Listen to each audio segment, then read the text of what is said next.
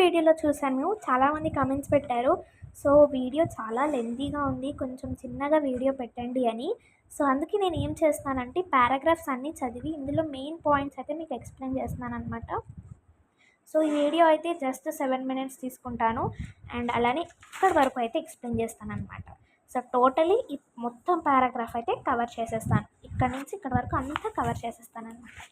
So, అంతకంటే ముందు ఇక్కడ పిక్చర్స్‌లో ఏముందో అబ్జర్వ్ చేయండి. అండ్ అలానే ఇక్కడ ఫోటో కూడా ఉంది. ఈ ఫోటోకి దేనికి సంబంధించింది అంతా అయితే నేను మీకు ఇప్పుడు చెప్తాను.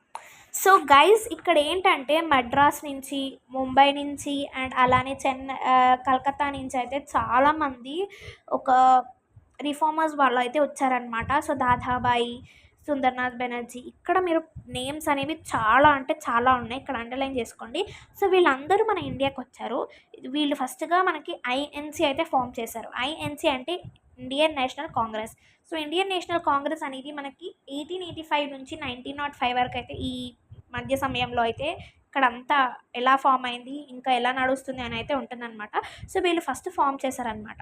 సో ఫామ్ చేసిన తర్వాత వీళ్ళు ఫామ్ చేశాక అసలు ఎందుకు ఫామ్ చేశాము ఏంటి అని తెలుసుకోవడానికి ఇలాంటి లీడర్స్ని అయితే పిలిచారు. ఇలా లీడర్స్ అందరూ ఒక యూనిటీగా మెయింటైన్ చేసి వీళ్ళు ఇంకా ఐడియాస్ అయితే ఇచ్చారనమాట. ఇలా జరుగుతుంది ప్రజెంట్ సిచ్యువేషన్లో అని చాలామంది ఐడియాస్ అయితే ఇవ్వడం జరిగింది. సో ఈ ఐడియాస్ వల్ల పీపుల్లో ఒక యూనిటీ అనేది పెరుగుతుంది అనేది వీళ్ళు అనుకున్నారు. సో వీళ్ళ రిక్వైర్మెంట్స్ బట్టి వీళ్ళు యూనిటీగా బిల్డ్ చేయాలి అనుకున్నారు. అండ్ అలానే వీళ్ళు బిల్డ్ చేశారు కూడా.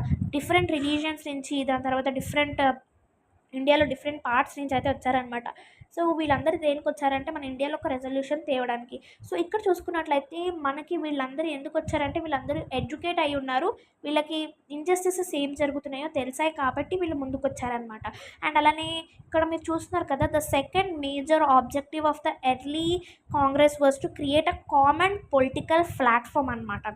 సో మనకి ఒక కామన్ పొలిటికల్ ప్లాట్ఫామ్ అయితే క్రియేట్ చేయాలి అని అనుకున్నారు. సో ఇలా చాలా ప్రోగ్రామ్స్ కండక్ట్ చేశారు. డిఫరెంట్ పార్ట్స్ ఇండియా అంటే మన డిఫరెంట్ పార్ట్స్లో ఉండే ఇండియాలో అంటే లైక్ కొంతమంది వేరే జమ్మూ అండ్ కాశ్మీర్లో ఉంటారు, కొంతమంది ఇక్కడ ఉంటారు.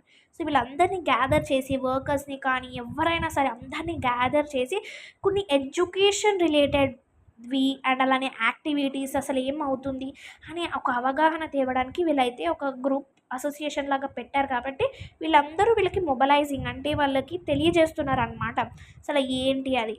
దాని తర్వాత ఇక్కడ మనకి ఇండియన్ వాళ్ళు కొన్ని రూల్స్ గురించి వీటి గురించి కూడా రాయడం మొదలుపెట్టారు. వాళ్ళకి ఎడ్యుకేషన్ గురించి ఇవన్నీ. అండ్ అలానే ఇక్కడ పొలిటికల్ గురించి కూడా చెప్పడం జరిగింది. అండ్ అలానే ఇక్కడ చూసుకున్నట్లయితే కొన్ని పొలిటికల్ రైట్స్ కూడా వీళ్ళకి వచ్చాయన్నమాట ఇక్కడ లీడర్స్ కానీ ఎవరైనా. సో ఇక్కడ ద థర్డ్ మేజర్ ఆబ్జెక్టివ్ ఏంటిదంటే వాళ్ళు ఏం చేసేవాళ్ళు, డెమోక్రాటిక్ ఐడియల్స్ అంటే వాళ్ళకి నాకు నచ్చింది ఐడియాని నేను అది వాళ్ళ మీద రుద్దను. సో వాళ్ళకి నచ్చాలి, నాకు నచ్చాలి అండ్ అలానే అది అందరికీ యూనిటీగా ఉండాలి. ఇలాంటి ఐడియాస్ మాత్రమే తీసుకొని వీళ్ళు ఫంక్షనింగ్ అంటే ఇండియాలో స్టార్ట్ చేశారనమాట. ఇక్కడ చూస్తున్నట్టయితే మనకి మెయిన్గా ఇండియా డెమోక్రాటిక్ గలగా ఉండాలని. సో ది ఇష్యూస్ మీద డిస్కసింగ్ అన్నీ చేశారు, క్రియేట్ చేశారు. సో ఇలా ట్రై చేశారనమాట. సో ఇక్కడ ఫస్ట్ అప్పుడు మనకి ఓటింగ్ ఇవన్నీ తెలియదు. So some times use voting also.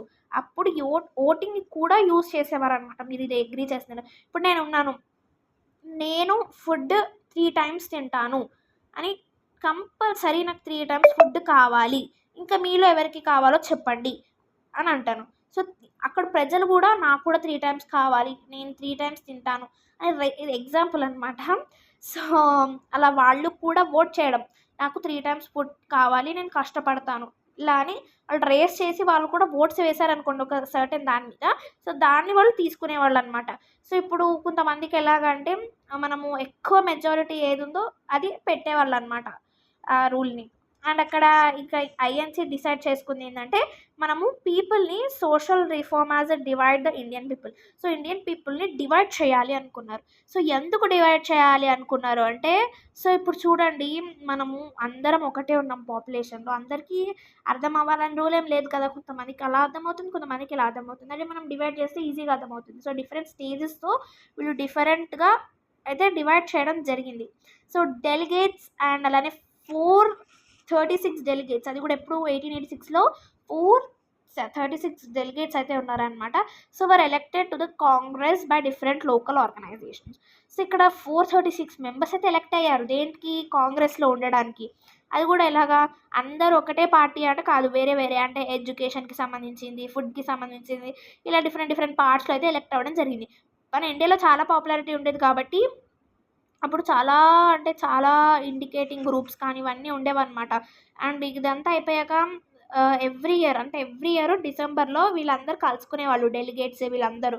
So వీళ్ళందరూ కలుసుకొని ఏం చేసేవారంట, మీటింగ్స్ పెట్టేవారు. ఇంకా ఎలా ఇంక్రీజ్ చేయొచ్చు, అసలు ప్రజలలో ఎక్కడ మనము ల్యాక్ ఉంది, వాళ్ళు ఎలా చేయాలి అంటే వాళ్ళు దేనిలో అలా ఉండిపోయారు అలా ఇలా అనమాట. డెలిగేట్స్ కూడా ఎవరంటే lawyers, journalist, traders, industrialist, teachers, landlords, women కూడా ఉండేవారనమాట.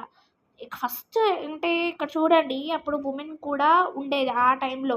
సో ఇక్కడ ఉమెన్ కూడా ఉండేది అనమాట. కాదంబరి గన్గులీ అండ్ తను ఒక ఉమెన్, దీన్ని కూడా పార్టిసిపేట్ చేసింది. ఈ ఉమెన్ కూడా ఫస్ట్ గ్రాడ్యుయేట్ అయింది కలకత్తాలో. అండ్ అలానే మెన్ కూడా ఎక్కువ మెన్ ఉండేవాళ్ళు, అది కూడా హయ్యర్ సోషల్ బ్యాక్గ్రౌండ్ నుంచే ఉండేవాళ్ళు. అంటే హయ్యర్ సోషల్ బ్యాక్గ్రౌండ్ అంటే ఎవరికైతే ఎక్కువ బ్యాక్గ్రౌండ్ ఉందో, అంటే వాళ్ళ ఫ్యామిలీ కొంచెం రిచ్ అలాగనమాట. సో ఇంకా during the first 20 years the Congress was led by the leaders who are known as moderate nationalist. So మనకి మోడరేట్ నేషనలిస్ట్ అంటే 20 years డ్యూరింగ్ ఫస్ట్ 20 yearsలో ఎవరైతే లీడర్స్ ఉన్నారో వాళ్ళనే మోడరేట్ నేషనలిస్ట్ అంటే ఫస్ట్ ఉండేవాళ్ళు కదా వాళ్ళనమాట. సో ఇక్కడ చూస్తున్నారు కదా, ఇంట్రడ్యూస్ అయింది, నెంబర్ ఆఫ్ రిఫార్మర్స్ వచ్చారు, ఇండియన్ పీపుల్ వాయిస్ వచ్చింది. వాళ్ళకి వాయిస్ ఉండేది, ఆ వాయిస్ కదంటే ఫైట్ చేసే హక్కు వచ్చింది, అడ్మినిస్ట్రేషన్ వచ్చింది, గవర్నమెంట్ ఫామ్ అయింది. ఇక్కడ చాలా జరిగాయి. ఇది పునాది లాగా అనమాట. ఇప్పుడు ఇక్కడి నుంచి ఇక్కడ వరకు ఎన్నో ఇంపార్టెంట్గా ఉన్నాయి. మీరు కనుక ఇది వినకపోతే తప్పకుండా వినండి. నా వీడియోస్ నచ్చితే లైక్, షేర్ అండ్ సబ్స్క్రైబ్.